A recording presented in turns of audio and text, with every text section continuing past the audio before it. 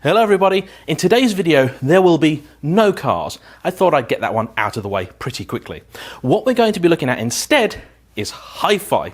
You see, a few weeks ago I decided to upgrade the system I've got in my office and in my lounge to something a little bit nicer and more modern. I wanted to treat myself because I hadn't spent any money on any AV equipment for quite a few years, and it's something that I've always been really passionate about.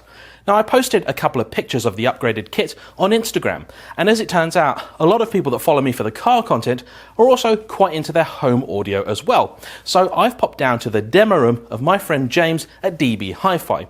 He's currently closed to the public for obvious reasons, but I've been able to come down here to make this little video and show you some of the really cool and exciting stuff that he has coming through his doors. So let's have a look, shall we?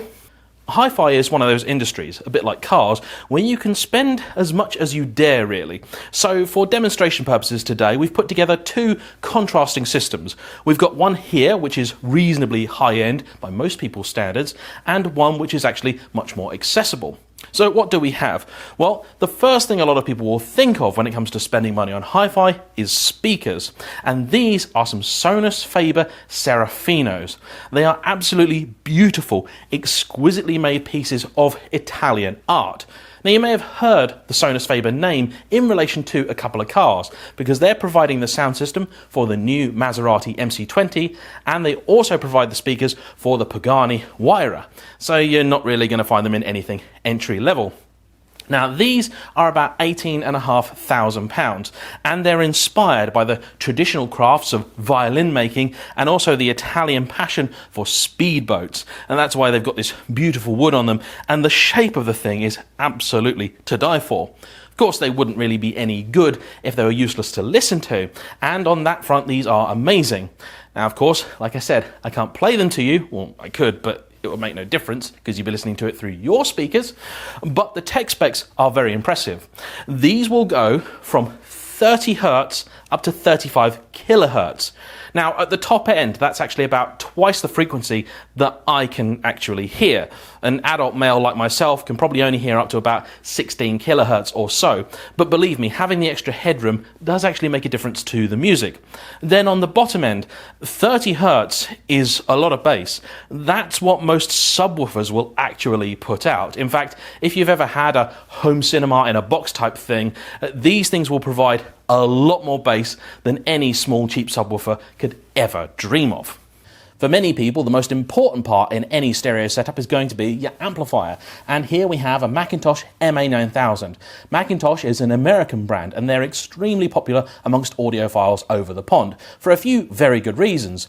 First off, they look awesome. They're also built really well, but most importantly, they're actually really easy to listen to. Now, what does that actually mean? Well, there's quite a lot of kit out there which you could describe as being very bright, has quite a lot of treble, a bit of harshness. Now, when you only listen to something for, say, a few minutes, it can sound quite attractive, quite appealing. You can think that it's more detailed than some other equipment, but actually it's just harsh. It's like having a phone screen that's just far too bright.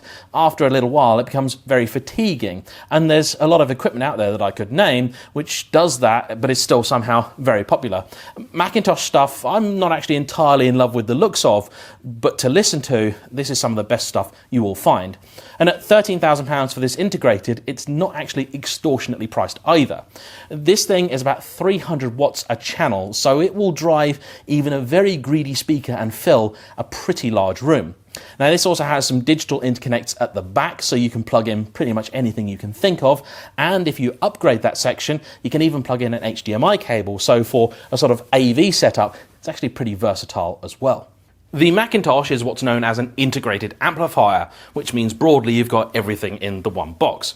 HiFi traditionalists will often have a pre- and power amplifier instead. And what does that mean? Well, the power amplifier has the simple task of taking the small input signal and making it big and driving the speakers. The pre-amplifier is where you'll choose which input you want, what volume you're actually going to be listening to, and a variety of other different things depending on what it is that you buy. Of course, we still need a source. We need something to provide us with the sounds we're going to listen to on this lovely kit. And here today we have this, an MSB discrete DAC. What is a DAC? Well, it's a digital to analog converter, and it will take essentially any digital source, which is most things these days, and will turn it into an analog signal that can then be amplified. Now, a lot of things will have a DAC in them. Some will have multiple. The camera that I'm currently filming on at the moment has a DAC in it. In fact, it has the opposite. It has an ADC. It takes the analog signal, the light fired at the sensor, and turns it into digital numbers that the camera can actually cope with and compress and record. Your TV will have a very similar thing in it. And when you're listening to any sort of audio, unless you're using a pure analog setup, which is very rare now, at some point in the chain, the digital to analog conversion will happen. And you really want that process to be done as well as it can possibly be. Now, this little box with its optional extras on it, an extra power supply and a renderer board, which I'll get onto in a moment, is about £14,000. Might sound like a lot, but it is very easy to spend 6 figures, if you so desire, on a DAC. It's really important to get your DAC right, because if you have got multiple inputs, for example, you've got your Skybox, you've got your Blu-ray player, you've got your CD player, you've got your streamer, they're all going to need a digital to analog conversion. And by making sure that that goes through the highest quality box possible, you're going to improve your sound. Now at home, I recently upgraded my little stereo amplifier in my study from a small £300 item to a £1,000 item, and that included an upgrade of the DAC, which is integrated into that amplifier, and the difference really was night and day. So you don't have to be spending this amount of money to get a really big benefit from an upgrade in your kit. Now, I do enjoy the time-honored tradition of rifling through 100 different CD cases, trying to find that album you really want to listen to, only to realise that the CD is no longer in the case. But these days, actually, I just tend to stream everything. With high-quality services like Tidal available, there really is, in my mind, nothing to lose by doing that. And something like this can also provide that music, because it has a little board in the back called a renderer, which allows it to stream directly to your amplifier, and that's controlled by an app on your phone. So the quality is as good as you're ever going to get from that particular service. You've then got the bit which nobody seems to like spending money on, but which is actually one of the most important parts of the whole system. The cabling and interconnects which hook everything up. Now, you can spend a lot of money here, and it's very important that you do so in balance with the rest of your system. Now, just because we're showing off today, we have a Yamaha Origo speaker cable, which runs at about £9,000 for this setup here. Here I have a slightly more reasonably priced Yamaha Unity, and this is an XLR cable, and they're about £2,500 for a metre pair. You can then go to town on mains conditioning, power cables, and everything else. But here's the thing to realise, and I want to underline this: you can make improvements with all these things without having to spend this amount of money. When you're at a system of this level, it can be worth doing. But for more reasonable budget systems, you can make big improvements with very little spends. For example, I have just rewired the speakers in both my study and my living room, and I've upgraded from cabling which is from about £5 to £10 a metre up to stuff which is about £30 a metre. So for doing the entire house, and this is 7 speakers, I've spent about £700, and the difference is huge. In fact, I'm now bi-amplifying my front speakers in my AV setup in my lounge, and it's like having new speakers. Absolutely fabulous, because the money I've spent on cabling will be a worthwhile investment. These cables are going to last me a long, long time, and whatever speakers I get in the future will also benefit from the better cabling. And it's not just a matter either of getting good or bad cables, because cables, particularly speaker cables, do also have their own character. And that's where a character like James, who's standing over there more than 2 meters away, comes in very useful, because you see, he can advise you as to what kit works best with what other kit. Some manufacturers or some dealers will want you to use all the same stuff, all the same brand altogether. And there's certain things to be said for that. It looks very good, I'm sure, but that doesn't always provide the sound that is best or the sound that suits you, because every individual listener is different. Now, if you do want a system like this, as you might imagine, it's not cheap. This exact setup here, you're looking at over £60,000. However, it is very possible to get extremely good quality stereophile sound for a lot less money. And so over here, we've set up some more reasonably priced stuff to show you what I mean. These beautiful Dali Opticon 6s are a prime example of what I'm talking about. These are some ex-demo stock that James used to have. He used to have them because I've actually just bought them. And most HiFi dealers will have stuff like this about, because they have to show stuff off and they have to use it, so you'll find a lot of open box stock, which actually is pretty much like new at a really good price. So if you do want to build yourself a system and save a little bit of money, most people will have something along those lines. However, we have also built a system here, which I really rather like, to show you what is possible on a much more modest budget. Here we have a really beautiful looking HiFi system which would go well in pretty much any small room. Up top we have a pair of Sonos Faber Lumina 1s, absolutely beautiful speakers, covered in leather, real nice looking items. And down here we have a pair of YBA electronics.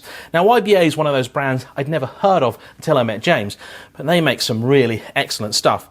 Now this is their entry-level lineup. It might be called Heritage, but it's brand new stuff. We have here a CD100 CD player, and down here an A200 integrated amplifier. Now, strictly speaking, you could actually do without the CD player entirely, because the amplifier has the ability to stream Bluetooth directly to it, and that means you could have yourself a really good system at a fairly small outlay. But with the CD player, you get a couple of extra inputs, so you could have your computer, you could have your TV, and you could have your phone all playing through the same system. Now, even accounting for speaker stands, cabling, possibly a rack, you're still going to be able to have this system for less than £5,000. And honestly, believe me when I say that this is quite good value for money. This is really seriously nice kit. And the good thing about high-end, decent stereo kit is that it does seem to retain its value fairly well over time. If you are buying into recognized brands and decent kit, stuff like Sonos Faber, you will find that when the time comes to upgrade, you'll often get a pretty good Part X on your old kit. So buying stuff like that actually can be a fairly wise investment. Stereo stuff has a much longer shelf life than any multi-channel stuff. AV amplifiers don't really last that long, whereas stereo can go on forever. And then here, last but not least, we have a couple of items that you might even term lifestyle. We've got this little Cabas, very cool sci-fi looking piece of kit, which is a wireless speaker. Now, it requires mains power, but it's a hefty little thing. This is pretty solid, puts out a good quality sound, and you can stream to it. You can run it as a stereo pair if you so like, and these cost about £1,600. They'll fill a decent sized room, and it has a bigger brother too if you're that way inclined. But actually, one of my favourite items, and James's too, is also one of the cheapest things that he sells. It's this, it's a Dali Catch. This is a portable Bluetooth speaker. They retail for about £330. They come in a number of different colours, battery powered, so you can take it anywhere that you go. I bought my family a couple of these at Christmas time, and I listened to one for a little while just to run it in and test it and charge it up, and I've got to say, I was really impressed with the sound that comes out of a fairly small looking box. It's very well built, very solid in the hand, really nice piece of kit, and it's the ideal thing to have around the house, because wherever you go, you can take it. It should last a whole day on a full charge, and you can listen to it outside, although I don't think it's waterproof. You can have it in the garage, you can have it in the study, wherever you go, you can take some decent music with you, and this sort of thing I think actually makes a pretty decent gift idea too. So there we have it. That is a little look at some of the things my friend James sells. This is not a promotional ad that he's paid me for. This is my way of saying thank you to him for all the many cars he's allowed me to drive on the channel, because the money I've made from those videos seems to be going on this sort of stuff these days. So if there's anything in the video that you're interested in, or something you want that you haven't seen, please don't hesitate. Do give him a call and they'll be happy to advise you, help you out, whether you're looking to build a system from scratch or upgrade an existing one. He's really good, straight talking, no nonsense guy. Details will be down below. If you've enjoyed this video, please tell me and maybe I'll do another one in future. But for now, thanks for watching, and I promise, next one, back to cars. Bye-bye.